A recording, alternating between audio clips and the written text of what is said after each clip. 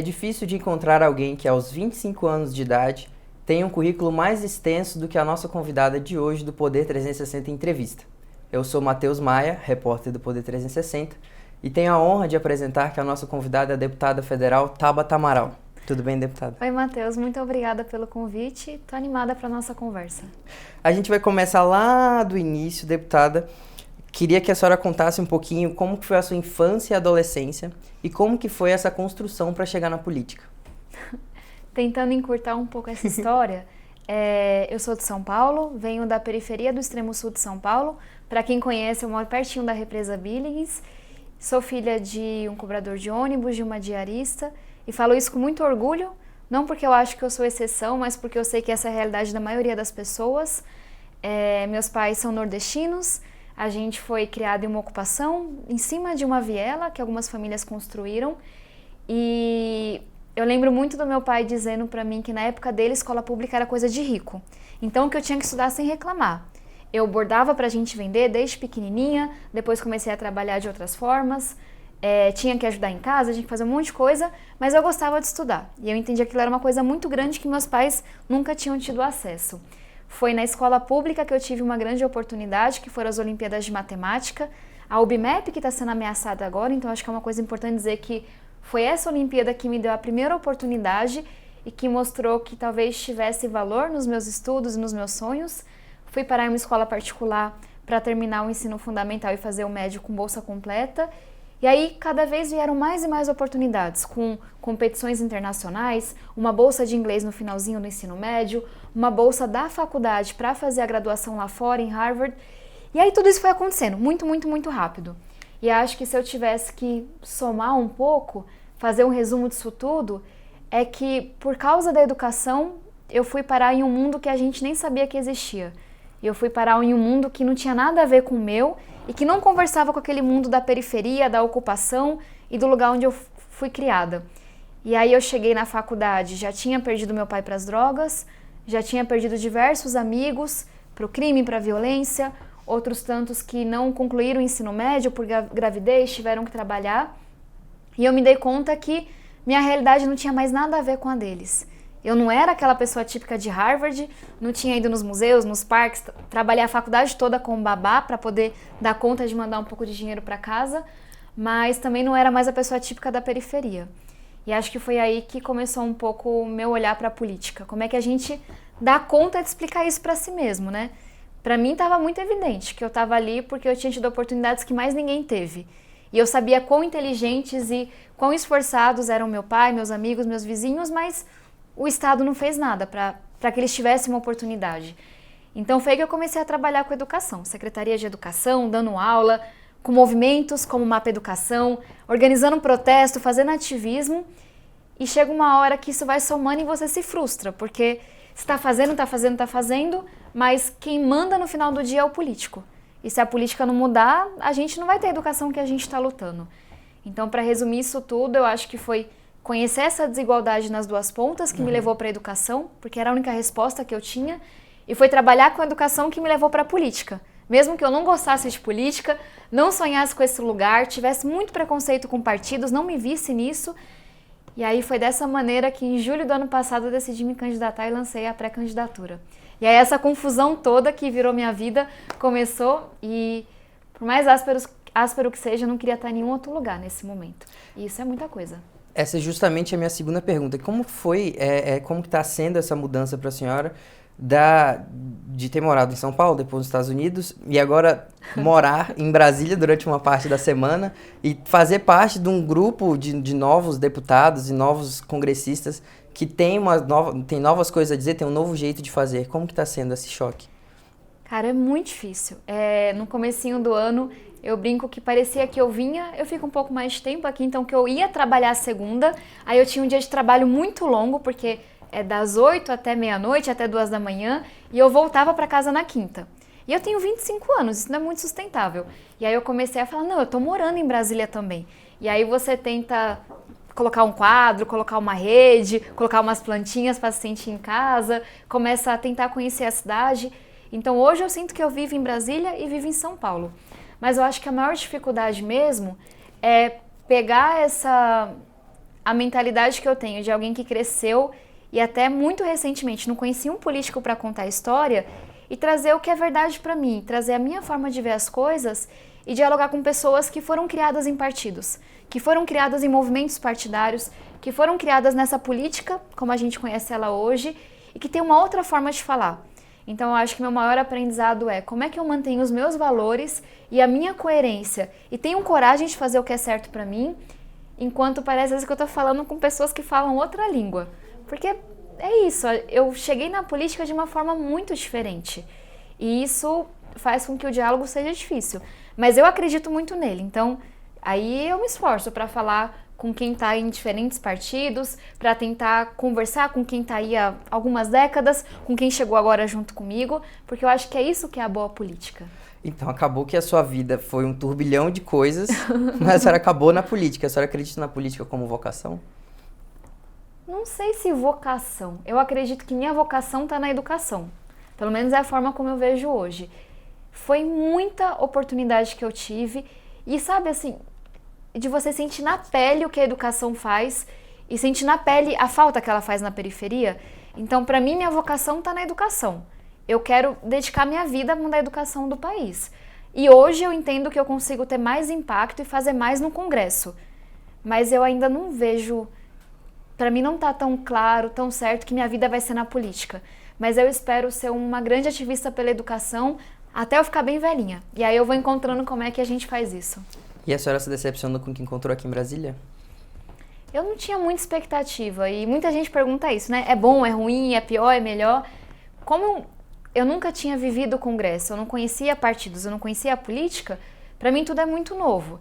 Eu acho que tiveram surpresas boas e surpresas ruins. Uma surpresa ruim é a polarização. Para mim isso era uma coisa de campanha. A gente levantava a bandeira e gritava, sabe, um monte de mentira e gritava e ofendia na campanha, que aconteceu muito isso comigo. Só que quando eu chego no plenário e eu vejo que isso segue um pouco aqui também, que a gente tem esse ódio, tem essa polarização, tem essas acusações pessoais e essas difamações, isso é uma decepção, eu acho. Porque parece que a campanha nunca acabou. E eu acho que isso é ruim para a democracia. Mas tem uma coisa muito positiva que eu achava que eu ia ficar muito sozinha. Ia ser sempre aquela pessoa idealista, falando que não dá conta de fazer nada. E eu encontrei bons parceiros, sabe? Eu encontrei bons parceiros na bancada, boas parceiras na bancada feminina. Tem várias deputadas que me inspiram e com quem eu estou trabalhando. Eu encontrei bons parceiros na bancada da educação, que é a nossa frente parlamentar, na comissão de educação, na comissão externa. Eu encontrei bons parceiros quando a gente fala de inovação política, que é uma galera que entende que não dá para falar de aumento de fundão, que a gente tem que ter processo seletivo para montar equipe, que a gente tem que economizar verba pública.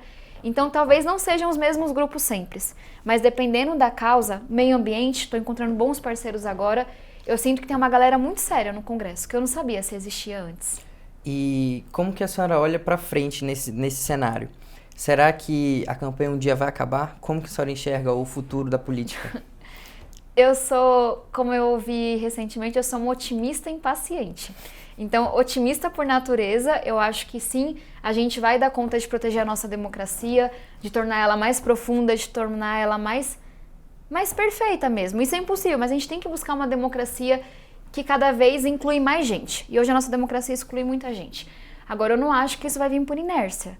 Eu não acho que a polarização vai acabar, eu não acho que a gente vai ter uma política mais séria, que olha para a evidência, que olha para as pessoas, se a gente não fizer nada. Então, nesse otimismo impaciente, eu acho que é minha responsabilidade trazer mais gente para cá. E eu falo isso muito sobre mulheres, que é uma causa que eu tenho. 15% de mulheres no Congresso é ridiculamente baixo. Sabe, a metade da população, metade do talento não participando ativamente. Então, eu acho que eu não tenho que ficar feliz porque eu cheguei aqui. Eu tenho que, em 2020, apoiar quem está se candidatando, especialmente as mulheres, negros, periféricos, jovens, quem fica de fora da política. 2022, apoiar de novo, para que a gente tenha cada vez uma massa maior de pessoas que topam fazer a boa política. E a senhora acha que nessa caminhada da boa política, enfim, cada vez mais está ficando difícil de determinar a direita e a esquerda, ou se isso vai cada vez mais... Porque eu penso que, na medida que as coisas ficam cada vez mais polarizadas, as decisões, ao mesmo tempo, ficam cada vez mais numa área cinza de direita e esquerda. 0-1, né? 880. 880. Então eu queria entender qual que é o seu posicionamento em relação a isso. Se é a favor disso, você é de direita, você é de esquerda, ou se nós vamos analisar caso a caso, como que a gente vai lidar com isso? Eu acho que na política não tem muito espaço para você não se posicionar. Pelo menos eu encaro que eu fui eleita para estudar pra caramba, ouvir muita gente tomar uma decisão política. Eu não acho que dá pra falar, eu não sei o que lá. A população que tem que se matar de trabalhar e estudar e cuidar dos irmãos, tudo bem, não tem resposta pra tudo. A gente tem que ter um posicionamento. Agora, eu não acho que nesse mundo tão complexo a gente consegue olhar para todos os posicionamentos de uma pessoa e falar é de esquerda, é de direita. Eu acho que quando você olha para a média dos posicionamentos, você consegue dizer tal pessoa tem uma preocupação maior com o social. Eu me considero desse lado. Então, para mim, a maior pauta do Brasil é o combate à desigualdade. Mas eu entendo pelos meus estudos que não dá para fazer isso sem ser fiscalmente responsável. A gente não tem dinheiro infinito, infelizmente. Então, para mim, isso é o mais importante, é reduzir a desigualdade. Mas tem que ter responsabilidade. Agora, eu acho que quando a gente olha para o todo, eu posso ter um posicionamento que não se encaixa nisso. Porque a sociedade foi ficando muito complexa nos últimos anos. Esquerda e direita são termos que têm centenas de anos, Revolução Francesa, e nos últimos anos apareceu mudanças climáticas, toda a participação das mulheres, que era quase inexistente, e várias discussões que sequer existiam. Como é que classifica? Então, eu acho que no todo a gente consegue colocar as pessoas, mas se alguém falar, não, eu sou de centro-esquerda, então eu não posso pensar assim, eu acho que isso é uma coisa bastante estúpida. Entendi. E vamos agora caminhando já para o ponto que mais rendeu polêmica justamente dessa sua caminhada de eu preciso me posicionar, não me prendendo justamente a uma posição esperada pelo meu posicionamento político. Eu queria perguntar para a senhora como foi tomar aquela decisão na reforma da Previdência. Tem uma coisa que, enfim, é um aprendizado da política, nem tudo que a gente comunica chega nas pessoas. E também muitas coisas são usadas politicamente. Então, muitas pessoas disseram se surpreender com o meu voto. Só que para mim ele fala muito de uma coerência do que eu sou. Eu sou uma pessoa que pensava em ser professora um dia, que gosta de estudar e que 2 anos atrás, quando a gente começou essa discussão, porque ela não é de hoje, no movimento político do qual era parte, eu falei, cara, precisa de uma reforma da Previdência. Tem um cálculo que daqui 7 anos, se eu não me engano, 8 de cada 10 reais do dinheiro público iria para a Previdência. Então, eu estou estudando e falando sobre isso há muito tempo. E assim que chegou a proposta do Bolsonaro, eu me posicionei, eu fiz artigo, eu dei entrevista, eu falei, olha, esses pontos para mim são não negociáveis. Não dá para mudar a BPC, não dá para mexer na aposentadoria rural, não dá para elevar a idade mínima das mulheres de 15 para 20 anos. Mas eu falei, precisa de uma reforma. Se eu conseguir negociar isso e tirar as partes que são injustas, eu vou votar nessa reforma. E aí, aquele negócio de ser otimista e impaciente, eu trabalhei pra caramba. Foram 9 emendas, bancada feminina trabalhou, a bancada da educação trabalhou. Então, na hora que a gente conseguiu reduzir o custo para as mulheres, professores, são minhas causas, acabar com a mudança no BPC, aposentadoria rural, etc, etc, eu falei, olha, se eu realmente vou seguir o que eu acredito que é verdade nos meus estudos, eu tenho que votar, porque eu preciso de dinheiro para colocar em Bolsa Família, colocar na educação, colocar na saúde. Então, quando as pessoas se surpreendem, por um lado eu falo, minha comunicação não foi tão boa. Talvez o que eu estava colocando nas redes, nas entrevistas, não chegasse em todo mundo. Mas eu também falo, será que as pessoas queriam me ouvir? Será que as pessoas topavam ou só estavam me ouvindo enquanto eu não discordava delas? E aí, enfim, aí teve a questão do partido que eu vou discordar e acho que tudo bem eu fazer isso. O partido se posicionou apenas quando veio a proposta do Bolsonaro e eu também era contra aquela proposta. Não fez nenhuma reunião, nenhuma, para deliberar o texto final. É o partido que falou de uma proposta de reforma da Previdência na campanha. Então, de certa forma, eu me decepcionei porque eu acreditei muito nisso. O social pra gente é o mais importante, mas a gente vai ser fiscalmente responsável. E eu defendi isso na campanha. Então, acho que é um pouco do aprendizado da política. Eu vou continuar sendo coerente com o que é verdade pra mim, eu vou continuar estudando, eu vou continuar, na minha melhor possibilidade, olhar pro futuro e não na próxima eleição. Eu sei que eu diminui muito minha chance de ser reeleita, porque eu não fiz uma medida que dá voto, que é fácil de entender. Mas se fosse para eu vir para a política e fazer mais do mesmo, eu estava melhor sendo professora, eu acho. Então, acho que foi um pouco... Me decepcionei muito no processo, me magoei muito, as pessoas te ofendem e contam mentiras e pegam toda a tua história que elas nem conhecem e jogam no lixo, mas se fosse para ser diferente, eu não estaria aqui não. E a gente tira muita coragem do que é verdade pra gente. A senhora falou que se decepcionou em vários momentos nesse processo todo. eu queria fazer duas perguntas agora. A primeira é se o Ciro Gomes, que foi o seu padrinho político, enfim, que teve aquele caso todo que viralizou, enfim, durante a campanha, se ele sabia da sua posição em relação à reforma da Previdência e se a senhora se decepcionou com ele e com o partido. Eu não gosto da palavra padrinho, porque minha campanha foi muito difícil. Eu tive 5.000 voluntários, eu tive mais de 400 doadores, e eu escolhi ir para o PDT porque eu conheci o caso de Sobral, eu trabalhei em Sobral quando eu nem conhecia o Ciro, e eu queria muito aquilo para o Brasil. Um governo que foi fiscalmente responsável, que priorizou a educação e que deu conta de olhar para os mais vulneráveis. Então eu escolhi estar no PDT. E eu fiz a minha campanha com a ajuda de muita gente. Mas foi muito trabalho, sabe? Não, eu acho que é um pouco machista dizer que A, B, C ou D é responsável por eu estar aqui hoje. E é claro que eu me decepcionei, porque, enfim, eu defendi muito a proposta da reforma da Previdência do Ciro na campanha e defendi contra de outros e falava, não, essa é a melhor, por isso eu estudei aquele negócio. E quando teve todo o processo, enfim, tinha um carinho enorme pelo Ciro e falava, não. E eu fui conversando com ele, falando, olha, tem que mudar isso, tem que fazer não sei o que lá. Então, quando ele inventa um monte de coisa sobre mim, descarta a minha trajetória, me ofende. Não porque ele pensa diferente de mim, porque no fundo eu não acho que ele pensa muito não. O que a gente aprovou é muito parecido com o que ele defendia. Mas porque eu não segui a orientação de uma pessoa, eu acho que isso, não sei, talvez ele não acreditasse tanto assim que eu era capaz e que eu era inteligente para tomar minhas decisões, estudar e etc. Mas eu acho que isso fala muito do âmbito pessoal. E não sei se é o que cabe nesse momento. É claro que eu fiquei triste, é claro que eu fiquei magoada, mas a gente tá na chuva para se molhar, né? Então... Eu queria até pedir desculpa pela formulação da minha outra pergunta, que claramente não era essa a intenção. Não, mas é só para dizer que eu entendo que ao escolher entrar na política, eu me expus a isso. Então não acho que dá para eu ficar reclamando e falando que é injusto e não sei o que lá, mas eu não sou um robozinho, então essas coisas doem e acho que tudo bem. E que muitas pessoas nesse processo todo viram a sua insatisfação com essa situação toda e disseram que lhe aceitariam nos seus partidos. Que convites surgiram? Eu acho que eu já recebi convites informais, brincadeiras no plenário de quase todos os partidos, se não todos, mas a minha resposta para todos foi da coerência, de ser verdadeiro, né? Eu não gosto das coisas feitas às escondidas e tramadas e articuladas, porque eu acho que isso não é a boa política.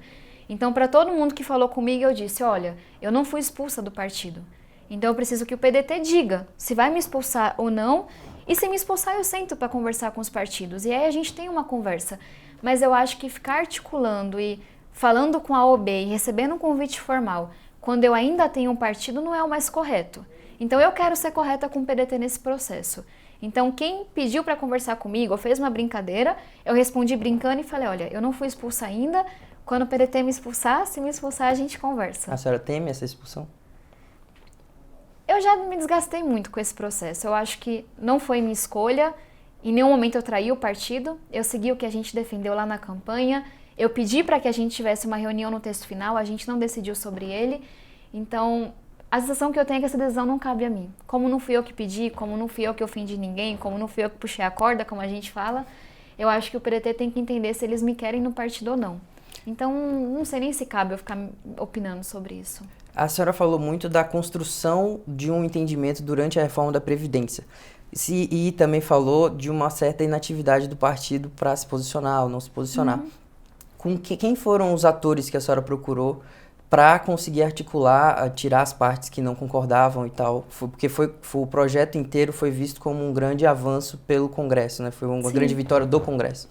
A gente fez, e quando eu falo a gente, é minha equipe, outros parlamentares, os próprios, o Felipe Rigoni, que é um grande parceiro meu, que está no PSB numa situação bem parecida com a minha, o senador Alessandro, que a gente é do mesmo movimento, e aí a bancada feminina, cada reunião era um grupo, não é que eu gosto de ter grupos diferentes, era um grupo diferente, e aí a bancada da educação, a gente sentou para falar muito com o deputado Samuel, que era o relator do projeto, a gente sentou para falar com os diferentes líderes para pedir, olha, destaca essa parte, apresenta essa emenda, não sei o que lá, a gente fez as emendas.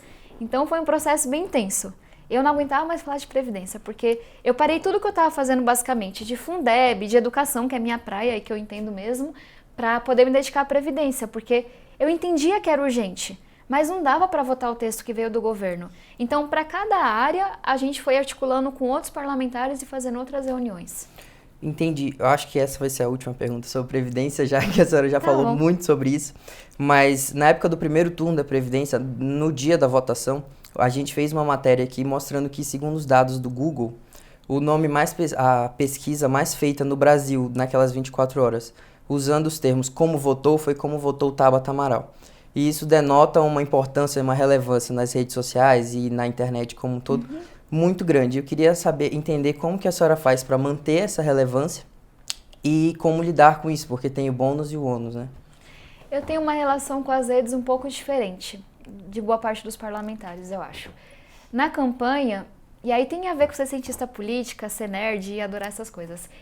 Eu sempre achei que as redes eram uma coisa um pouco traiçoeira, porque, enfim, é cheia de robôs, precisa de muito dinheiro para você conseguir colocar as coisas lá, e geralmente você viraliza com posições extremistas que não é quem eu sou.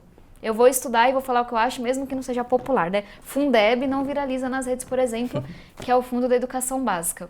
Então, na campanha, eu apostei em voluntários, que é o que eu tinha lido na faculdade, que é o que eu via nos movimentos que eu participava. Eu tive 5.000 voluntários no estado. Eu tive votação em todas as cidades do estado de São Paulo, menos 12. Então, eu apostei nisso, porque eu acredito nisso. Devia ter o quê? 15.000 seguidores no dia da votação? Isso não é nada, perto de quem tem, tipo, milhões e etc. Então, eu sempre olhei para as redes como uma forma de comunicar o que eu estava fazendo, de explicar meus votos, na época minhas propostas, de chegar nas pessoas, mas para mim tinha que pegar a pessoa de verdade que estava atrás daquilo. Muitos voluntários, eu mandava mensagem no Facebook, pegava o número, ligava e falava: você quer ser meu voluntário? E eu acho que eu carreguei um pouco disso para o mandato. Hoje eu tenho, enfim, milhares de seguidores, muito pela exposição, pelas confusões que eu arrumei, pelas brigas que aconteceram, mas eu ainda tenho essa postura. Eu não acho que aquilo é muito orgânico, não acho que é muito representativo. Minha mãe só segue basicamente eu e meus amigos de políticos, que são meus parceiros hoje no Congresso. Tipo, ela é muito desligada com, sei lá, tem que seguir presidente, tem que seguir não sei o que lá. Então, de olhar para as redes como uma forma de comunicar, mas não como uma forma de ouvir as pessoas. Se eu quero ouvir as pessoas de verdade, eu vou pegar o meu trailer, o meu gabinete itinerante, como a gente vai sábado para São Carlos e foi para várias cidades já do estado, para ouvir as pessoas. Assim, olhar no olho, para conversar. Isso é política para mim. Não quero dizer que não é importante, mas a gente esquece que tem um bocado de robô, que tem muito dinheiro por trás, e eu não vou tomar decisão baseado nisso. Eu tenho que ouvir as pessoas, olhar no olho. Então, para ser bem sincera, eu não estou muito preocupada se eu tenho aqueles 15.000 que eu tinha antes ou 600.000 que eu tenho hoje. Porque eu acho que isso não é 100% igual à população. Entendi. Ainda nesse tema, a senhora falou que em alguns momentos talvez tenha perdido essa guerra da comunicação que as pessoas chamam, né? De falar uma coisa e isso de fato chegar ao público que a senhora quer. Eu queria saber, que foi noticiado pelos jornais, de que a coordenadora do seu mandato demitiu 2 assessoras no estacionamento da Câmara. Se isso de fato aconteceu, e se a senhora achou que isso foi uma postura adequada, como foi que foi essa situação na época? Essa é mais uma mentira, e aí só vou explicar quando eu falo que eu perco a comunicação, tem muitas acusações absurdas que eu desmenti, que eu fiz uma nota, que eu fiz um vídeo, mas não passa uma semana que elas não voltem pra mim, porque a mentira se espalha dessa forma. Você contando a verdade tem menos glamour, né? Sei lá, viraliza menos. Então essa foi uma história. O que aconteceu? A gente teve uma mudança na equipe, então eu reduzi a minha equipe, a gente teve uma mudança interna e a gente demitiu 2 pessoas. A conversa foi feita em uma lanchonete, que era o lugar... E acho que é uma coisa engraçada de contar para as pessoas, você escuta tudo o que acontece nos gabinetes. Eu sei o que o deputado de cima, do lado e do outro falam o dia inteiro. Então não é correto você dar feedback, você fazer uma demissão naquele contexto. A gente pegou a lanchonete mais vazia que tinha, que ficava no térreo, e fez essa conversa. Não tinha ninguém ouvindo, não tinha ninguém perto. Eu confio muito no trabalho da minha coordenadora de mandato, que é a nossa chefe de gabinete, e eu sei o quão correta ela foi, sabe? De fazer uma conversa séria, de ir no lugar mais reservado possível. Agora, não tenho ideia de quem inventou a mentira, não tenho ideia de qual foi a razão, só sei que eu posso explicar 1 milhão de vezes e contar a verdade que não vai viralizar igual o boato que foi espalhado. A senhora já disse também aqui na nossa conversa que não acha que é política por vocação, a sua vocação está na educação. Mas eu queria entender qual que é o seu plano de carreira na política. Olha, foi um semestre, foram algumas grandes brigas que eu comprei. Eu não acho que eu sou brigona não, mas eu tenho coragem de fazer o que eu acho que é certo. E aí você acaba respondendo às vezes. E faltam 7 semestres ainda. E às vezes eu fico assim, meu Deus, o que vai acontecer até 2022? Então, como é muito novo para mim, eu sinceramente não tenho essa perspectiva ainda. Eu quero continuar atuando na educação. Eu acho difícil, enfim, estou aprendendo e trabalhando na pauta das mulheres, na pauta ambiental, mas isso é o que mais move meu coração. Agora, não dá para dizer para onde eu vou tão cedo. Foi só um semestre, eu não tenho um histórico na política. Agora, uma coisa que eu sei é que eu vou cumprir meu mandato. Então, muitas pessoas especulam que eu vou ser candidata a prefeita e não sei o que lá. E para mim é muito simples, eu me comprometi a terminar o mandato. Eu quero estar no Congresso enfrentando essas brigas que eu estou enfrentando agora. Então, o que eu posso dizer é que eu vou até 2022. Dali em diante está muito cedo. Isso está fechado. E sempre esteve. Entendi. Falando disso, a senhora viralizou, enfim, nessas brigas que a senhora diz comprar, na sua conversa, o seu debate com o ex-ministro da Educação, Vélez, lá na Comissão de Educação. Foi na Comissão de Educação. E depois de toda a situação, o ministro caiu. E o presidente Bolsonaro colocou o novo ministro. E eu queria entender qual que é a sua avaliação do novo ministro da Educação. Melhorou? Piorou? Ficou igual?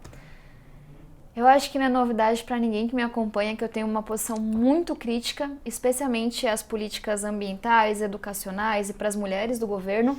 Não quer dizer que eu acho que tudo é ruim, mas essas são as pautas que mais me importam na vida. Então é claro que eu vou ser mais sensível e vou comentar mais sobre elas.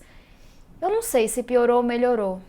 Não, quer dizer, eu não sei se piorou e ficou igual, mas que não melhorou tenho certeza.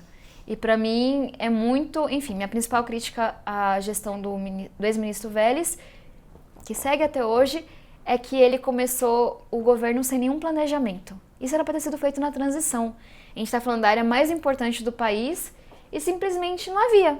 Então você estava ali demitindo a pessoa, desmandando, criando polêmica, mandando o menino ler o slogan do governo. E eu falava, beleza, eu acho que isso aqui está errado. Agora, e o que importa? Financiamento da educação, valorização de professores, está onde? Então essa foi minha crítica. E ali foi simplesmente fruto de uma indignação, de você estar 5 horas numa audiência pública, ver que a área mais importante para a tua vida, para o teu país, está sendo, enfim, tratada com o maior desrespeito e que ninguém está falando do que importa. Fica todo mundo nas coisas periféricas, na fumaça. E aí a gente tem um ministro que, enfim, está avançando em algumas coisas, o MEC se pronunciou sobre o Fundeb, o que é importante, está apresentando um plano para as universidades, aí é uma coisa bem complexa, posso falar depois do meu posicionamento, mas me preocupa, e quando eu digo que não melhorou, é que ele continua pautando suas atividades pela pauta ideológica. E eu acho que tudo bem, ele tem um posicionamento dele, eu tenho o meu, mas sinceramente, ministro de Estado governa para todo mundo. Eu não quero um ministro que quer tirar ideologia A para colocar ideologia B. Eu quero um ministro que não queira ideologia na educação, mas que olhe para o que importa. Então, quando eu vejo um ministro gravando vídeo com guarda-chuva, espalhando fake news, falando mal da sociedade, de núcleos da sociedade, falando mal de presidente de outro país, minha primeira coisa é, mas será que ele não tem nada mais sério para falar? Será que ele realmente não deveria, ao invés de estar gravando vídeo, tweetando sobre o Macron, está preocupado com o nível de formação dos professores? Está preocupado com o financiamento da educação básica? Está preocupado com as crianças que estão sem nenhuma alternativa para a primeira infância hoje? Então, é que essa crítica para mim que é a principal que não anda, sabe? A gente continua achando que tudo bem você ter uma guerra ideológica travada no ministério mais importante do país. Porque essa guerra ideológica tratora o que é mais importante pra gente. Porque fica sem espaço, sem recurso, sem diálogo naquilo que faz a educação acontecer. A próxima pergunta é justamente no que a senhora ia falar. Eu queria entender o que a senhora acha do programa Futurice. Tá bom. Do ministro. A gente tem uma dificuldade de avaliar o Futurice porque ele não foi detalhado ainda.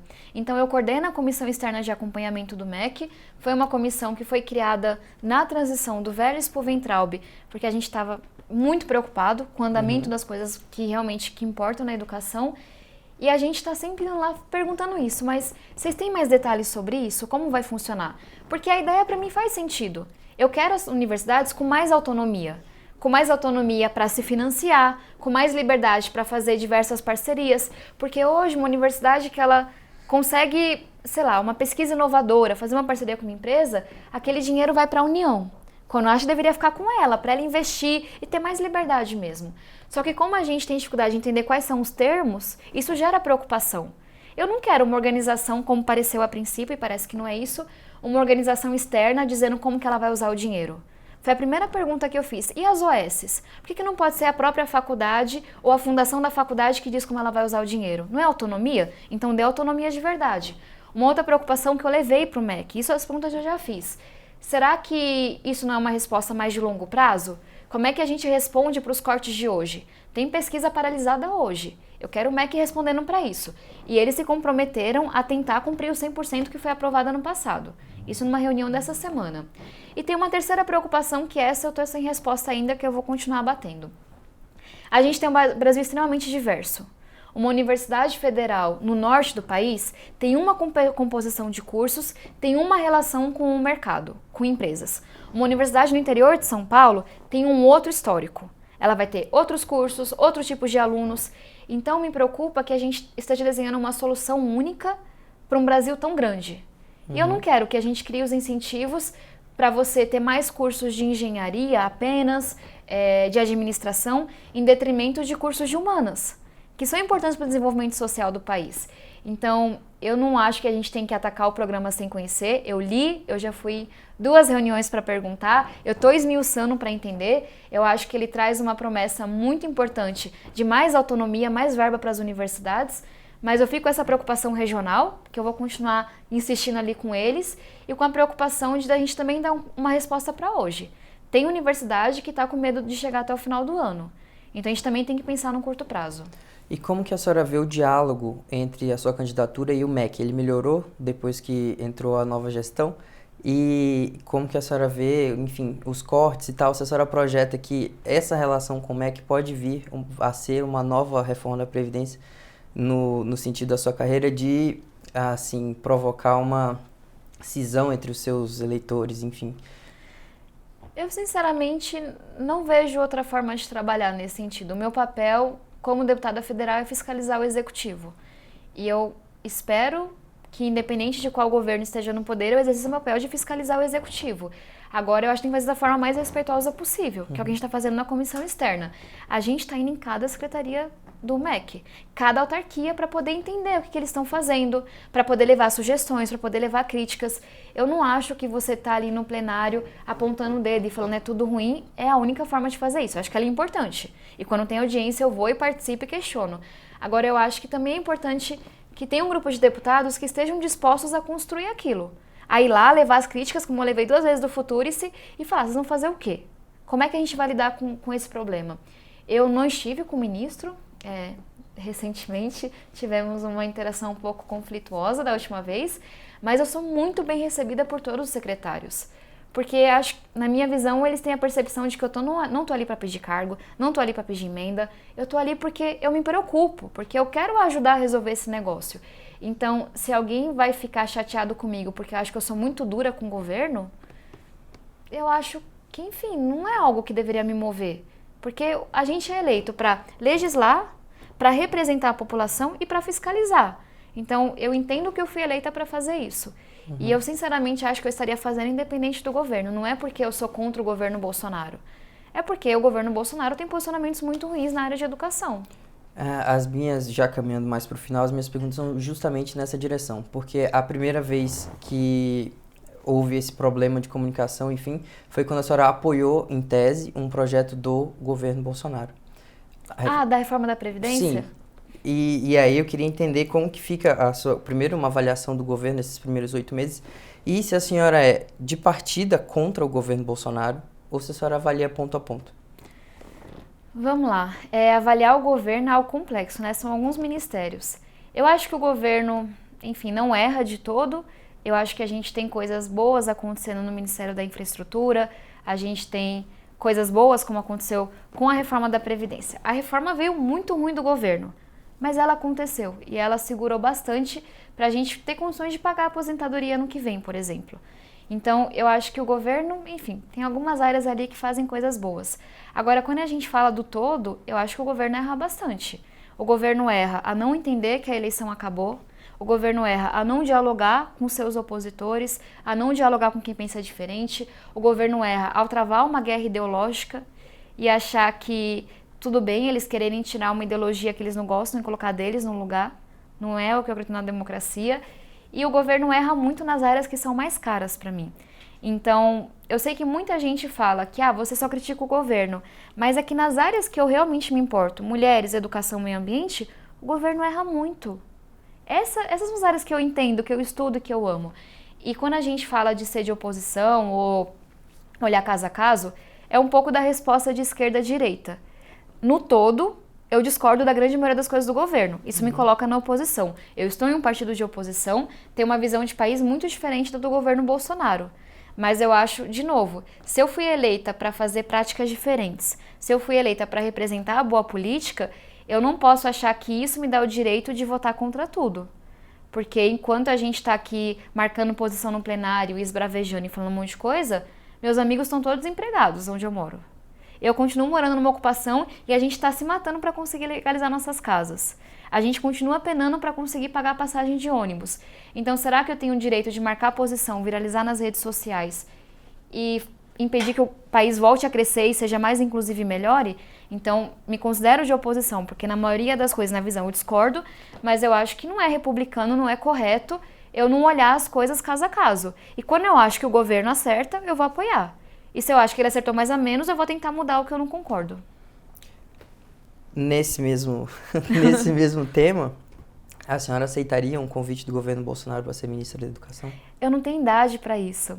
As pessoas esquecem que eu tenho 25 anos, então faltam 10 anos para eu poder ser ministra e um bocado de coisa a mais. Mas eu acho que esse convite, hipoteticamente, se eu fosse bem mais velha do que eu sou, ele não se realizaria. Eu tenho uma visão de país muito diferente do Bolsonaro. Então, não sei se daria certo. Uma visão de uma educação que é emancipadora, que coloca todo mundo no mesmo ponto de partida, uma visão de país que acha que o maior problema é a desigualdade, que a gente tem que ser mais envolvido, mas também mais inclusivo, ético. Eu não acho que isso combina muito com a visão de país do Bolsonaro, então não sei se seria muito produtivo. Mas enfim, nem será uma possibilidade por muitos anos ainda. Mas já indo pro final,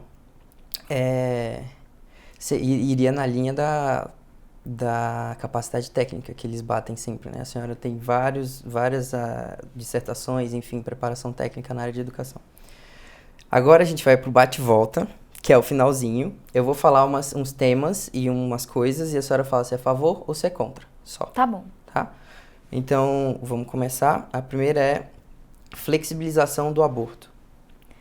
Se a gente não aprofunda o debate com a população, eu acho que o que a gente tem hoje atende à legislação atual. Liberação do consumo recreativo de drogas mais leves. Esse é um assunto que eu iria para os estudos. Eu acho que tem bastante coisa indicando que a liberação do uso da maconha pode fazer sentido em termos de saúde, segurança, etc. Mas eu não vi nenhum estudo ainda e posso ser apresentado a eles falando de drogas mais pesadas. Autonomia política operacional do Banco Central. 100% a favor. Liberação do porte de armas. 100% contra. Escola sem partido. 100% contra. Sistema de capitalização da Previdência. Da Previdência? A favor de... Tem que explicar porque é diferente. A favor desde que seja acima de um teto. Então eu defendo, por exemplo, que para baixo de 4 salários mínimos seja o que a gente tem hoje. Não dá para colocar esse risco. Para quem recebe salários altos, acho que pode ter capitalização. Maioridade penal? Redução da maioridade penal? Sou contra. Para mim tem que ficar em 18 anos. E só para quem é da periferia e conhece muito bem, se a gente reduz, o crime começa a recrutar os meninos mais novos. Deixa eu só ver qual é a próxima. Imunidade tributária para as igrejas. Sou contra. O Poder 360 completa 5 anos em 2020. Então a gente queria que a senhora fizesse uma análise de qual a importância de veículos de jornalismo profissional nessa época que a mídia fica tão em xeque.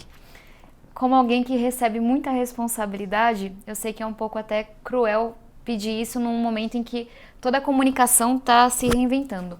Mas eu olho para a mídia como um quarto braço da democracia.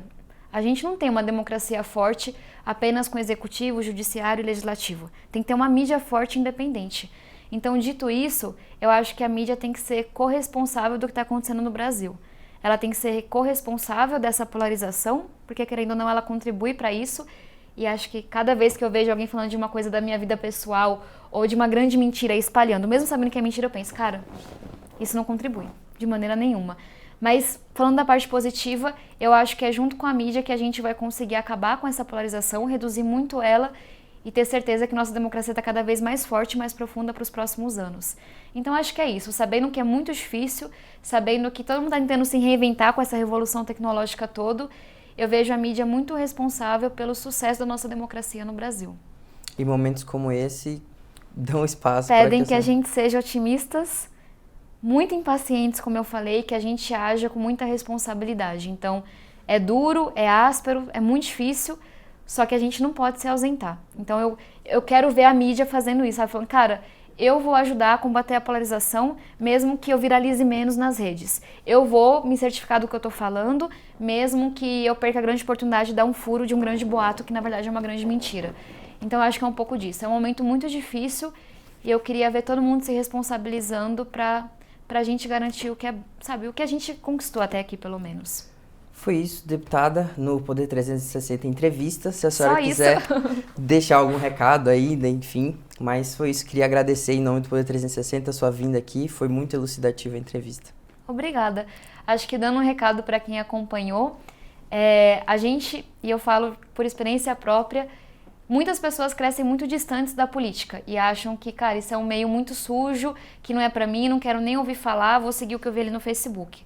Só que, infelizmente ou felizmente, as coisas só vão mudar se a gente mudar a política e os políticos. Então, acho que é um convite para quem sente, talvez, isso aí dentro, de pensar em se candidatar no futuro. Sim, é mais difícil para quem é negro, para quem é mulher, para quem é da periferia, para quem é jovem, só que a gente precisa da nossa população representada no Congresso. E para quem não se vê como candidato, que realmente se dedique a trabalhar em uma campanha, a investigar os assuntos, porque a gente também é cidadão, cidadã, independente de ser professor, aluno, pai, mãe, etc. Então, acho que é esse convite para continuar tentando acreditar na política e na boa política.